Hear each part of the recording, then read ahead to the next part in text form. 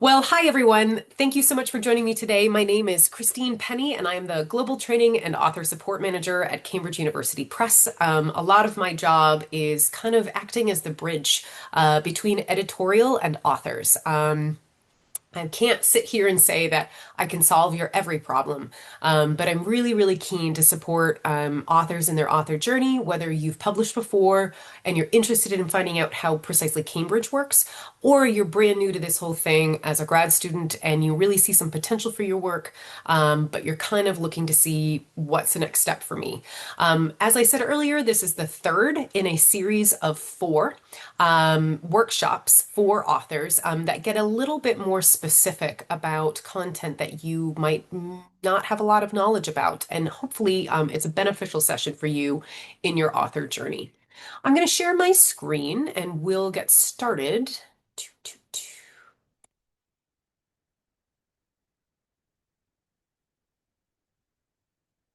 Okay. I'm assuming we can see everything. Awesome. Okay, so today's session is understanding peer review and resubmission, and potentially whether or not that is the best choice for you. It's interesting, this particular side of the content that I deliver, actually, today's session is probably the most nuanced and most individual and specific to everyone's unique situation. Just like I talk about in other sessions about how you are the one who know your work the best, and you are going to be the one that knows what other people are doing the best because you are the most familiar with your own. You are your own expert, essentially. You're meant to be the expert in the world. Um, in this same way, you are probably really the only one who can decide what to do and what to do well when a rejection potentially comes, which, not gonna lie, it probably will, but that is not a bad thing. So, rejections are not dead ends, but they are valuable opportunities to refine your research. It's really important, I think, to have a growth mindset surrounding our work. Just because you get rejected doesn't mean that your work is worthless, doesn't mean that you as an individual are doing something horribly wrong, that your research is has no value. It just means that for this particular publishing process, for this particular journal, perhaps, there was something that didn't fit or something that didn't work.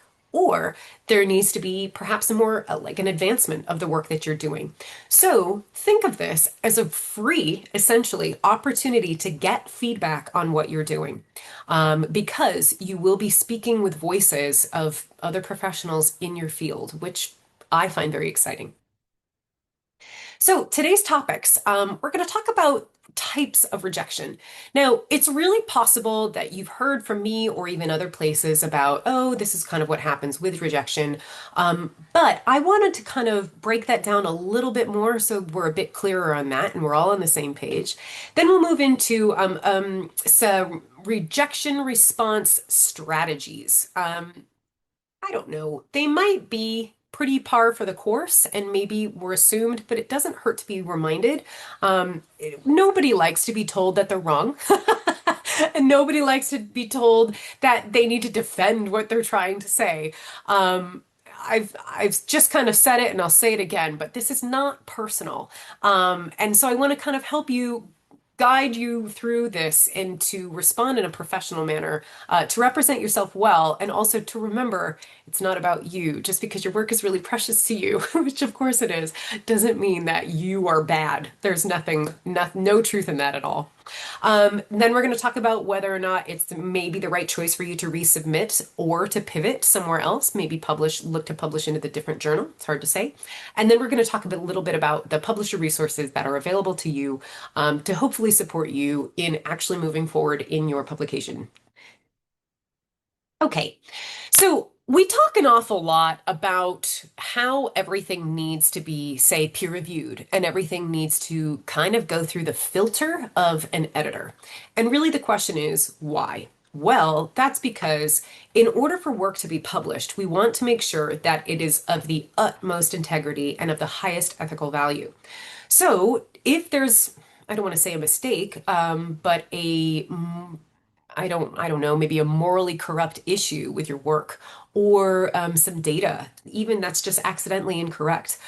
Not gonna lie, Cambridge doesn't want to publish that because we are so firm in our own value system of having the highest integrity and having the highest standards for what we publish and what we put out for the world. So, in order to do that, we use peer reviewers and our outstanding editors to support getting the best work, which is hopefully your work, and also making your work of the highest quality so we can publish it. We are a university press. We are part of Cambridge University, and we are part of the scholarly community, and we really want to advance the best and the brightest and the most impactful ideas of the utmost integrity. We currently publish more than 450 peer-reviewed journals. Essentially, all of them are peer-reviewed. In fact, I think basically they are all peer-reviewed, which is awesome, which means that there are voices from all over the world who are looking at the work that's potentially coming through. I'm going to talk a little bit about the publishing process in a minute, but peer reviewers are pulled from your field. Usually there are two or three of them to read your work. And not going to lie, they do that work for free, which is pretty amazing. I would say that's actually a standard kind of throughout the academic publishing community. And we can talk maybe at another time about how you too could become a peer reviewer based on your experience and your level in your career. But that being said, all of our work, again, we want to stand behind and we want to make sure that everyone else in the community also can say, yes, stamp of approval, we stand behind this as well. So when we talk about publishing, this is essentially the very general overview of what we've done. You've probably seen me use this slide before if you've been in other sessions that I've done. So previous two sessions in this workshop series, we've talked about finding the right journal, right? And that comes in the manuscript preparation stage. That's over here in part one. We've also talked a lot about how to avoid getting rejected and basically making your paper the best it can absolutely be, and then how to submit. And that's submitting, and that's in part, still in part one. Now, where we're talking today, we're talking about 2 points of the publishing process. So that would come after manuscript submission. I'll be talking in a minute about desk rejection, which will fall kind of right here. Desk rejections happen before the peer review stage, and those are done by editors. And then we're talking about, shall we call it peer review rejection, which means that your paper has been sent kind of furthered along in the process. It's been sent to other people in your field. They've read it and then they've come back with comments and they are now being sent back to you. And it is at this stage. So it's kind of the, shall we say, publication decision of rejection. But I'm going to repeat, all is not lost. Keep the lines of communication open because there's a lot more to come. And there's, again, a lot more nuance that happens in this cute little white space here than you might ever realize. So this is the process. And I'm going to kind of clarify this one more time. So you've got your finished journal article. This is you as an author. You've submitted it to a journal. Great. When it first hits the journal, it goes through a journal editor who screens the paper. That is screen number one. And I'm going to talk specifically about what those potential, rejection elements could be. So that's screen one, number one, and that would be what's called a desk rejection if it gets rejected at this stage. I'm going to talk about more of these in a minute. If it goes through the kind of the first overview from the desk editor, the journal editor, it's going to be sent on to reviewers. And from there, they will come back with comments and send them through to the editor. And then the editor will either send things back to you to make revisions, which hopefully is what happens, or they'll either say, yep, it's good to go, which is rare. That never basically happens, or it comes back with a rejection. Okay, now I'm going to repeat this again. Just because it's rejected doesn't mean all is lost. Okay, so if we're talking about the peer review part of this, and which is what comes after the initial desk rejection, these are the possibilities of what's to come. First, it could be accept, good to go. We're going to take it as is. We think what you're doing is perfect. That's great. Not going to lie, that like never happens. I can't sit here and say that even Albert Einstein never had a rejection. I doubt that very much. In fact, I feel like I read something recently that he also had papers rejected, and he had to modify them before he could publish them. So just because you're rejected doesn't mean that you're bad at this. I'm repeating that again. Now, we've got a lot of these revise and resubmit ones, and this is where a lot of the weight of the conversation happens. You've got minor revisions that can happen as well as major revisions that can happen. Maybe there is some data lacking and you really need to go do an additional study. Maybe you need more uh, kind of citations going on for what you're trying to say. Maybe some of your writing really isn't clear and you kind of need to revisit a big portion of your writing and kind of rewrite. Don't know. A lot of that is possible. And then there's also the paper rejection stage. And it's possible they'll come back to you and say, hey, actually, this isn't the best fit for us. Consider maybe going to a different journal, which hopefully is the case, but lots of possibilities here. Okay, remember, rejection is part of the process. Everybody gets rejected. Everybody. I mean, maybe there's like a 0.001%, but we're going to call it everybody. Rejection in some form is the most common outcome. Rejection is not the same as an invalidation of your work. Many researchers have revolutionized their fields in spite of journal rejections. I'm not going to say it again, but maybe I should. And please, again, don't take it personally. This is about the work. Remember that. Remember the goal. This is about your work and making it the best it can be. Okay, so I've talked about the two types. We've got desk rejection, which happens earlier on, and then we've got peer reviewer rejection. So, desk rejection. What could those things involve? Right. A number of things. These are kind of just an initial overview stage. Let's jump on. I'll go with the last one to start. No or poor adherence to the journal submission instructions. Okay, this is a great example about how important it is that you need to be very, very specific with your submission. I talk about this pretty often, but when you submit, you need to go to the journal page and you need to find their author instructions and get so picky with them that you are following them to the letter, to the T. You are not going to be the exception. If you're like, well, it's close enough. Nope, they're not interested. They'll be like, great, you didn't follow what we're looking for. Cool. Do it again. Either try again or go somewhere else if you're not going to take us seriously, because we're not going to take you seriously if you're not taking us seriously. They're very, very clear with what they want. Something else that could happen here is maybe your formatting isn't good enough. Perhaps your language is really difficult to read. Yeah, maybe even your idea is not original enough and they kind of recognize that right away. Or perhaps it's just a bad fit for the journal and it was something you thought, but the journal doesn't think that.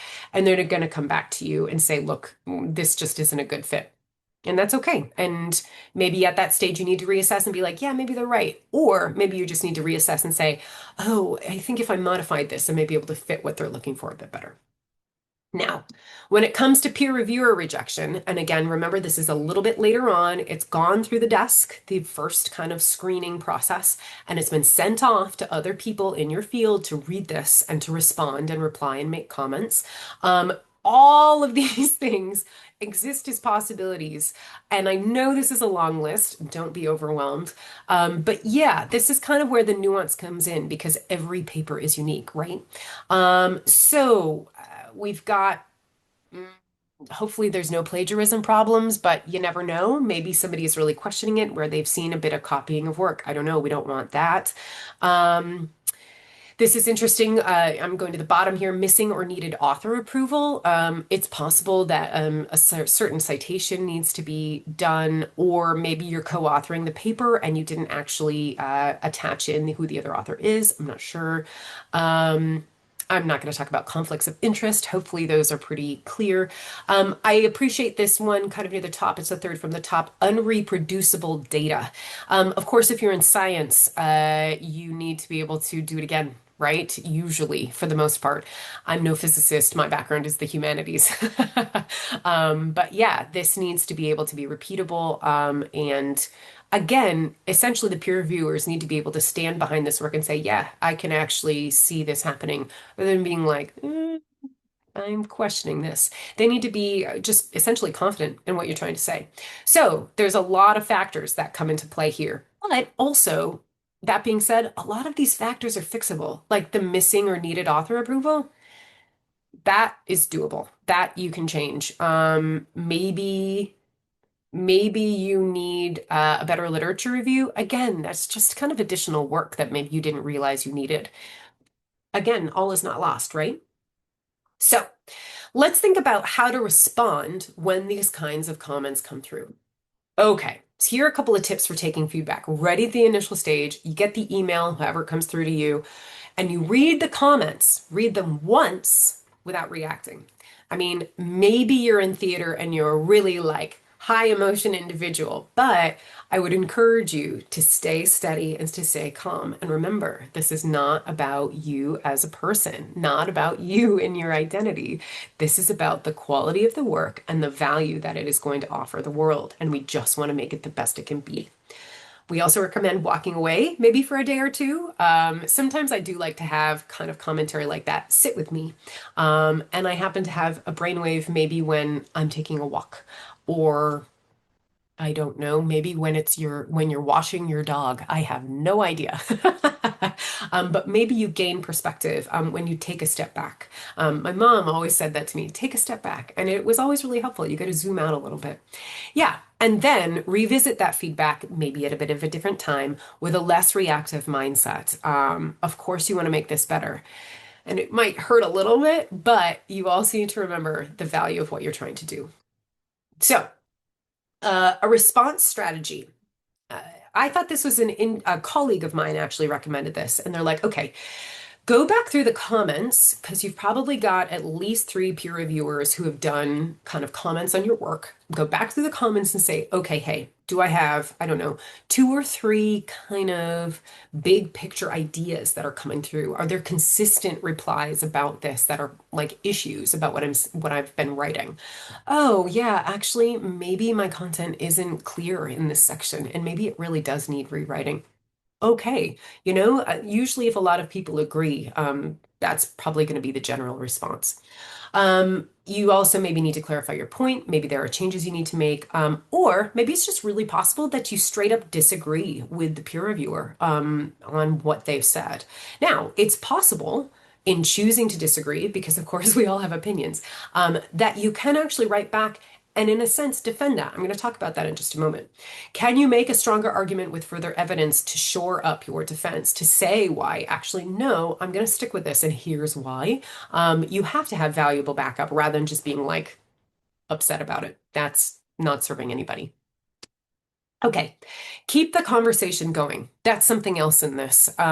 It's really easy to be like, oh, it was such tough feedback. They must not like me or they must not want to talk to me. No, that's not necessarily the case. In fact, at Cambridge, from what I've been told, our editors are some of the most responsive in the industry. We yeah, they love to talk with you and make sure that there's clarity between you and what you're both looking for and how they think this is valuable. Be open to revising your manuscript and learning how to improve it. Like, what can you do? How is this learning opportunity for you and your work to make your work the best it can be? Reply to and continue communicating with the peer reviewers if there is commentary that suggests opportunity for improvement or modification. Have those conversations if they're open to it. Reviewers and editors are human too. Please don't forget this. Tone matters. Don't be a jerk. Nobody's going to want to talk to you. Also, no one's really going to want to support your work and like moving it forward if you're just kind of being obnoxious. I think there's a healthy balance between, I don't know, standing behind what you do and having confidence, but also having a reasonable sense of humility about it. Yeah, stay professional and appreciative, not defensive. Remember, these peer reviewers are giving you their time and attention for nothing, for free. They're giving you really valuable feedback, but you're not paying them anything, right? So think about that as you move forward and in your communication. Remember, we're all humans. Also, it doesn't hurt to have a little bit of kind of your own unique written style. I'm not saying to kind of lose your mind with emojis. Like, we're not looking for that. I wouldn't say that's necessarily professional. But yeah, it doesn't hurt to maybe have a little bit of a sense of humor, so long as you're clear in what you're trying to say. Now, these are some potential comments. These were given to me by a colleague who's in the sciences, and I just thought it was a really interesting example about how peer reviewers can use kind of, shall I say, subject area language, and you needing to interpret what that means on behalf of your paper and kind of what action steps you need to take. For instance, the study is descriptive. That's what they said. Really, what that means is your hypothesis or hypotheses are not clear. They need to be more driven, more structured, more specific. Okay? The study is incremental, which essentially means it's not deep enough. So the content is built on previous work, but it doesn't contribute to new concepts. Now, all of these things are just examples, but they're really meant to be kind of a cue or a clue for you to the fact that you need to be able to interpret what they're trying to say in a valuable way rather than just kind of taking it on the chin. What does this actually mean? And what can you actually do? Okay. Study lacks important controls. More experiments are needed to validate it. The data are not convincing. You need to improve the quality, significance, and descriptions of your findings. And I'm sure there are a plethora of other kind of phrases or sentences like this that exist perhaps in your field, and everybody's field is unique, of course. That's going to come back. But you're probably already familiar with that language if you've already been doing some research on your own. Okay, so when it comes to replying to comments, we recommend dividing your comments into logical groups, which I kind of mentioned earlier, kind of be like, okay, we've got the comments about maybe my writing style or my readability, comments about my data is here, okay? And group those up and then decide how you actually want to respond to this stuff.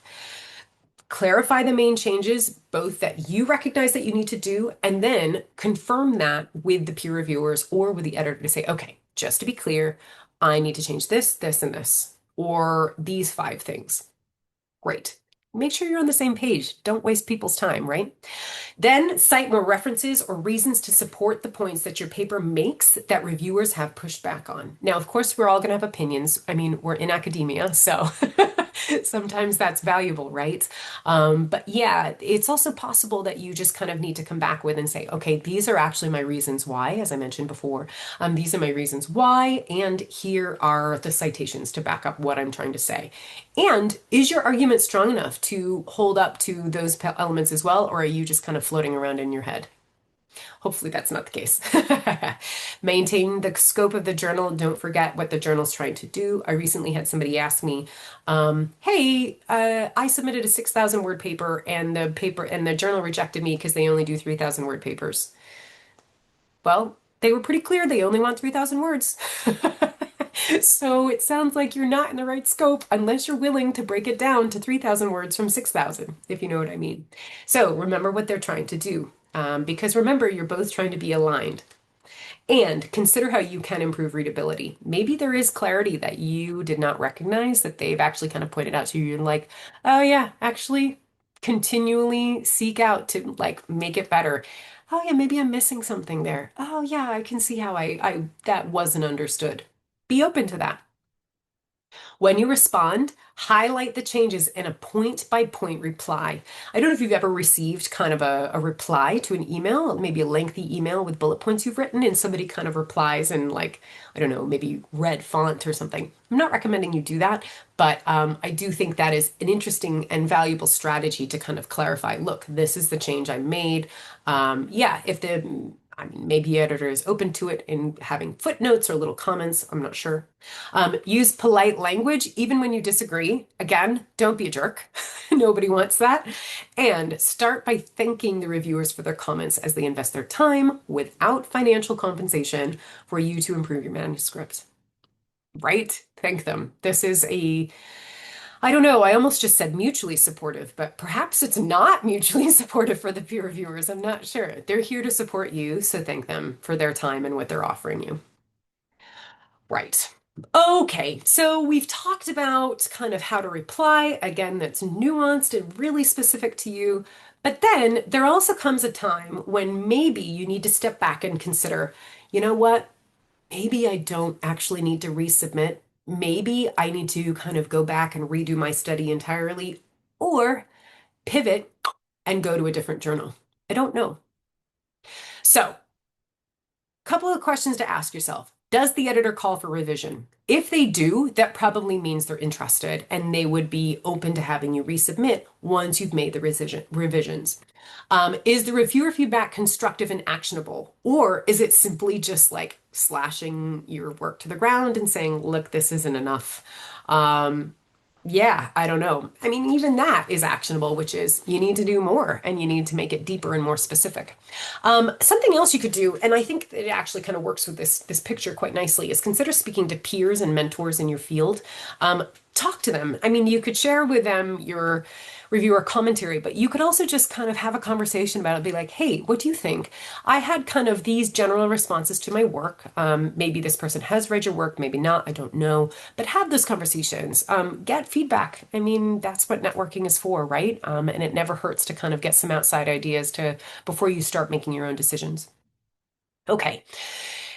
Something else. Can you address the reviewer's comments and work to resubmit the manuscript to the main journal? The same journal? I don't know, but that is up to you if it makes sense, if you think it's valuable. But maybe you're recognizing that actually maybe we weren't a good fit in the first place and I found something better in the meantime. Or maybe there's just something else better for you out there. I don't know. Do you need additional experiments to confirm your conclusions? Maybe, I'm not sure. Again, that's actionable. And might it be a better fit or have a higher likelihood of acceptance, your work, if you submit it to a different journal? These are things that only you can decide because, like I said, you know your work best. But yeah, there is an interesting time and a place to decide, okay, yep, I'm going to go back and rechange everything based on the replies I'm getting, or being like, you know what, this is clearly not working and you need to go somewhere else. So, just as a repeat, rejections are not dead ends, but valuable opportunities to refine your research. This is a bona fide, hopefully really helpful way for you to make better work in the long run. And in essence, to kind of grow your professionalism, to grow maybe even your name in the field, and hopefully learn a little bit from it too. So, with all that being said, we here at Cambridge do really want to support you as much as possible. We can't do everything for you, but we want to give you as much as we can. So we do have a few resources available for you online. All of these things here on this page are free. They're all available on Cambridge Core. Cambridge Core is our site where all of our journals are hosted, which you might be familiar with already. We've got user guides, we've got resources, we've got questions, FAQ questions that have already been answered. And like I said, Cambridge's editors are really good at having individual and personal communication with you. So yeah, please reach out. You'll see also a couple of email addresses at the end. I will help you where I can. My team is happy to help you where we can. Yeah, so all of this is available to you for free, which is awesome. Now, that being said, we do have author services available to you. For instance, copy editing or language translation, if you're finding that your writing is a little bit rougher than you would like. Now, these services are not free, but if you're really feeling the need for support, they are definitely recommended in order for you to, put your best foot forward in publication. So, this is a link to our author services page. It should actually be when you get the PDF of this, you should be able to click this computer screen and it'll send you through. And this QR code should do the same for you as well to our author services site. You can even Google these words and it should come to the same place. So what we offer are language editing. We're offering translation. We talk about publication support and research communication. Maybe there are a couple of graphics that you want some support and help with, and you're having a really hard time creating yourself. Great. They're happy to help you out with that.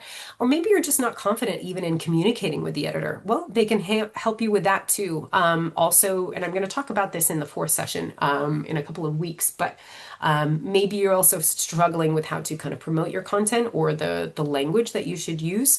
Well, this is a great place to kind of get some ideas if you'd like it.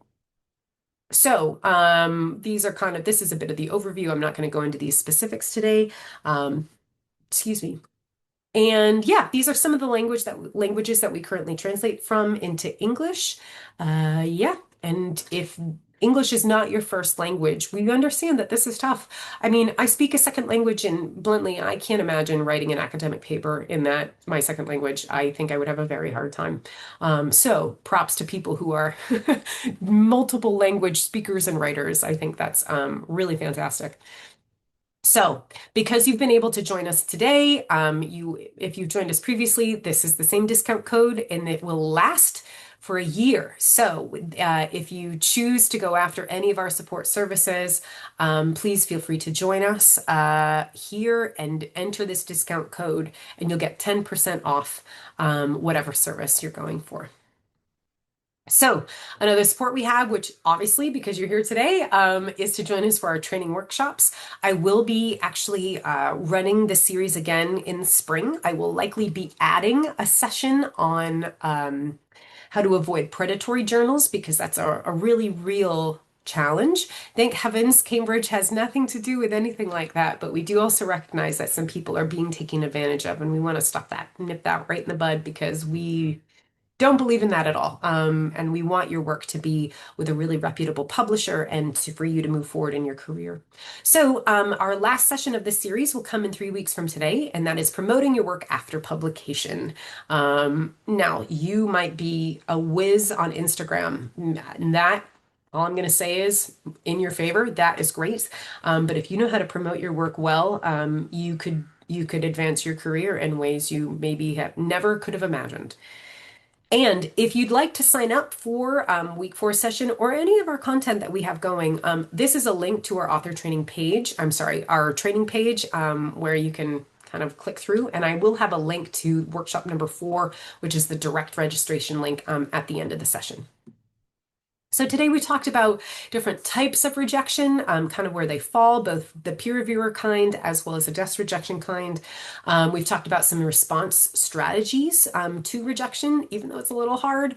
Be strong, you can do it. Remember, it's worth it. This is just like a valuable conversation between you and people who know what they're talking about, just to kind of make your work better. We've talked a little bit about when to resubmit or pivot, and then we've discussed a bit about publisher resources and what we here at Cambridge have available for you. So I will take some questions and answers. I haven't seen anything come through in the chat or the Q&A as yet. But if you do have questions, feel free to put those through. In the meantime, while I'm waiting for those, I will put through this link. This is a direct code if you want to sign up for workshop number 4. And if you have any questions, feel free to communicate with either of these email addresses.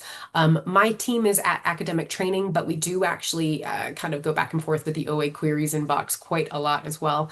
And we really want to put you well into the realm of getting your feet under you as much as you can if you need support or help or specifics. I'll give it another minute or two for people who are maybe furiously typing. Okay, we've got a question in the chat actually, so probably not everyone can see this. It says, I do not understand the part of resubmit or pivot, the first point. Does the editor call for revision? Yeah, sometimes the editor does call for revision. And that is kind of viewed a bit as sort of rejection, sort of not rejection. It'll also be potentially clear. So the editor will say, look, please revise and then bring this back to us. Or the editor will say, well, this is where we think you could go, but that's up to you about what you want to do with this. So essentially the resubmit or pivot is kind of when you're at a bit more of an advanced stage, and maybe you're recognizing that doing changes might not actually be in your best favor. I will say, and I didn't say it this session, when you submit a paper to a journal, that should be the only journal that you're submitting it to. You can't shop your paper to like 5 journals at a time. Your journal's not your CV or your resume that you're trying to submit to multiple jobs. So essentially, that means you're entrusting this journal with your paper for this amount of time. So you need to make sure that the choice you've made is a really good one, and that you feel the most confident about getting published with. Maybe after the communication, you have recognized that maybe this isn't the right fit for me, and that's fine. And maybe that's kind of the moment that you decide to pivot or go somewhere else. I hope that answers your question a little bit more clearly. And like I said, there's a lot of nuance. Um, yeah, I could go on, but I don't think I need to. I'd probably just be saying a lot of the same thing in a different way.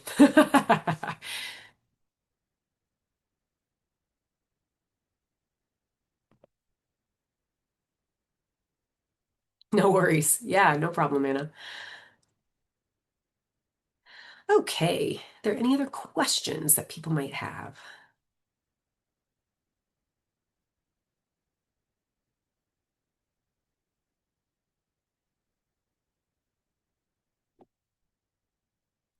Let's see. I've got another question in the chat. I've heard that some authors ask for certain people not to be selected as reviewers of their work.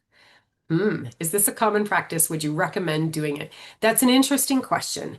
I would say if the reasoning is above board, usually that's to say that there's essentially potentially a conflict of interest. And that's not actually a bad thing. That's kind of when you're saying, okay, look, I have previously worked with other people in the field. We know each other. So this person should probably not peer review my work because that's a conflict of interest, because they already know what I'm doing, because I know them very closely, anything like that. I'm not going to sit here and say whether or not I recommend doing that, but the only reason, I guess in my mind, I would say to explain that or to give names like that is if there is a potential conflict of interest. And that is the right thing to do. Basically, you're kind of backing yourself up. Because if you're getting a peer reviewer who already knows, maybe already knows your work, or yeah, or knows you and they just want to see you through and they're not actually going to give you, I don't know, a high quality review because they just want to see you succeed. Like that's not fair. That's not right. Like that's not a quality scientific method. That's not integrity, you know? So that's kind of the reasoning behind that. So that is probably why you would say, look, these are my potential conflicts of interest. And that's perfectly acceptable in that way. I hope that helps. And my guess is that's where that question is actually coming from. Yeah, awesome. Great. No worries.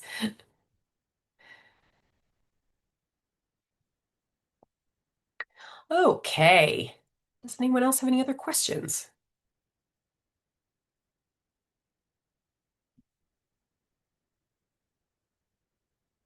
I'll give it one more minute in case somebody is furiously typing.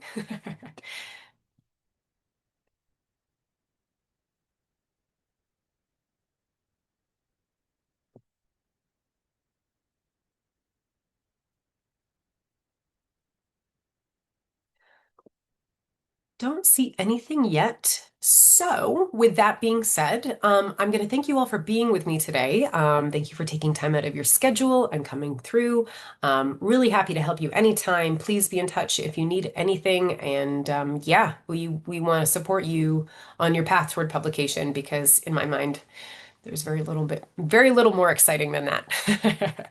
So thanks so much for being here today. You will get a copy of these slides, and we'll send you a link to this recorded presentation very soon. Thanks so much, everyone. Hope you have a great day.